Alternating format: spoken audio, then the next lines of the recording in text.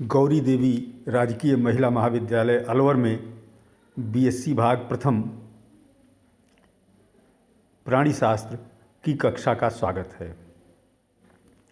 प्रिय विद्यार्थियों, मैं डॉक्टर वी.एन. पांडे आपको प्राणी शास्त्र का तृतीय प्रश्न पत्र डेवलपमेंटल बायोलॉजी पढ़ा रहा हूँ। पिछले लेक्चर में आपको डेवलपमेंटल बायोलॉजी या भ्रूण विज्ञान के इतिहास और इसके स्कोप तथा इसकी शाखाओं के बारे में बताया था।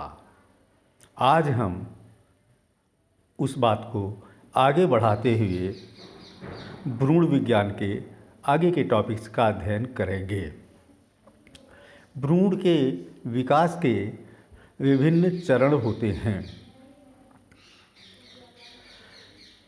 बच्चों, प्रजनन की क्रिया दो प्रकार की होती है, लैंगिक जनन सेक्सुअल रिप्रोडक्शन या अलैंगिक जनन एसेक्सुअल रिप्रोडक्शन।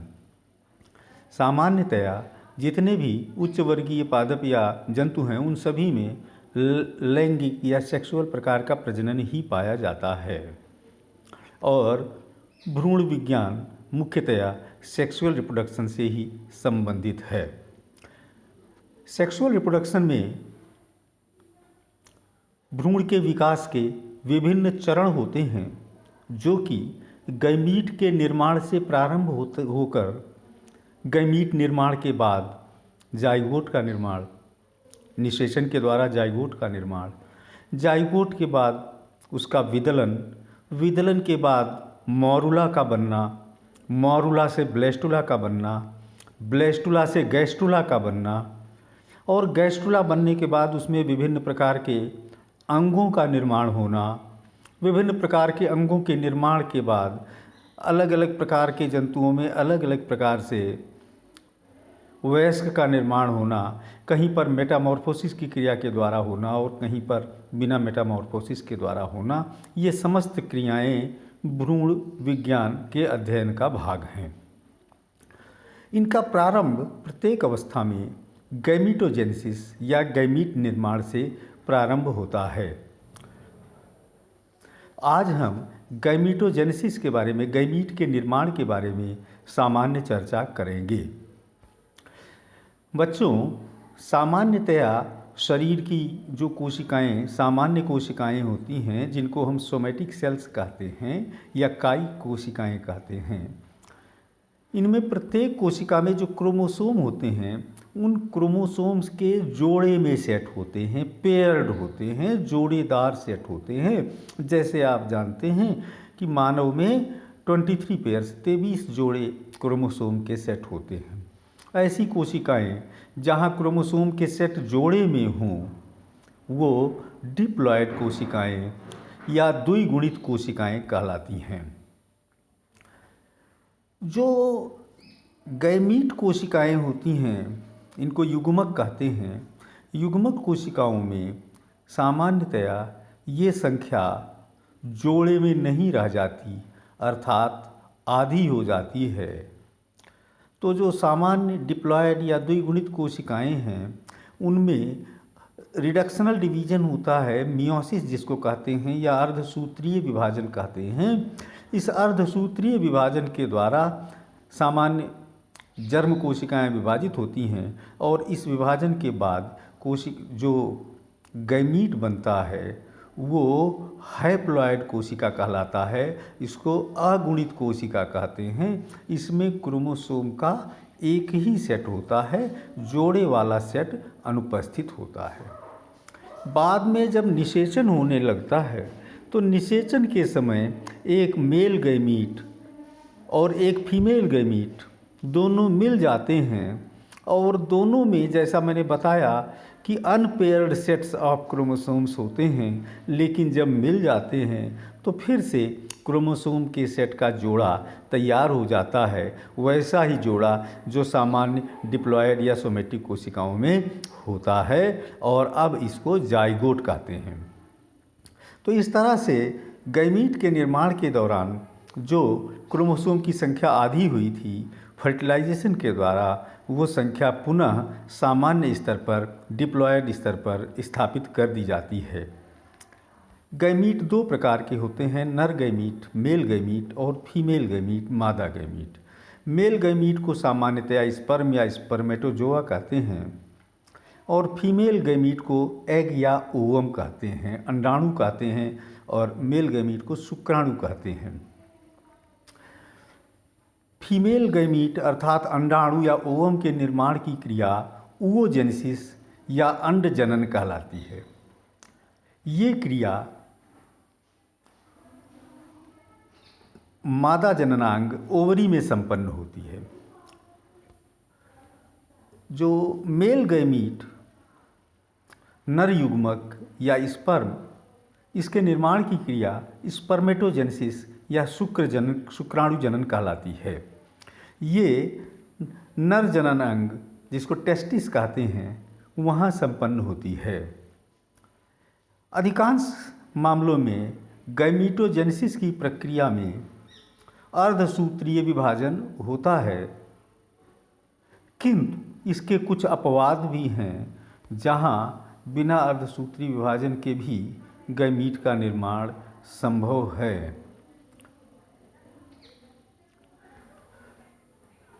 जैसे अनेक इंसेक्ट्स में जो मेल होते हैं वो हैप्लॉयड होते हैं, अर्थात उसमें क्रोमोसोम की संख्या n होती है और वहाँ रिडक्शनल डिवीजन पॉसिबल नहीं होता।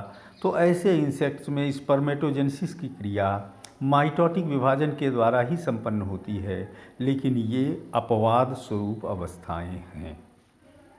अगर एक ही किसी जाति में, किसी स्पीशीज़ में, एक ही जीव में नर और मादा दोनों प्रकार के गैमीट का निर्माण हो, अर्थात एक ही जीव में दोनों प्रकार के जननांग पाए जाते हों और वहीं पर एक ही जीव के द्वारा नर और मादा दोनों प्रकार के गैमीट, अंडाणु और शुक्राणु दोनों बनाए जाएं, तो ऐसे जीवों को मोनोसियस या हर्माफ्रोडाइट कहते हैं। और अगर नर तथा मादा गैमीट अलग अलग जीवों में बने तो ऐसी स्थिति को डायोसियस कहते हैं। जैसे उदाहरण देख लें, केंचुआ है, उसमें नर और मादा दोनों प्रकार के जननांग एक ही जीव में पाए जाते हैं, तो यह हर्माफ्रोडाइट है या मोनोसियस है। और विभिन्न प्रकार के कॉर्डेट एनिमल्स की बात करें तो वहाँ नर और मादा अलग अलग होते हैं, तो इनको डायोसियस कहते हैं।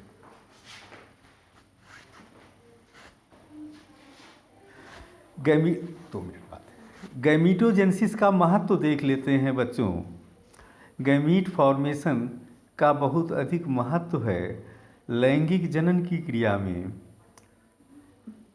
क्रोमोसोम की संख्या सुनिश्चित करना गैमीटोजेनेसिस के द्वारा ही संभव होता है।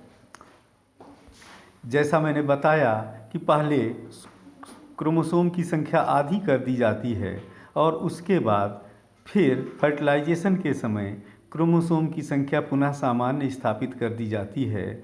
तो क्रोमोसोम की संख्या को स्थिर रखना ये सबसे पहला बहुत महत्वपूर्ण कार्य है।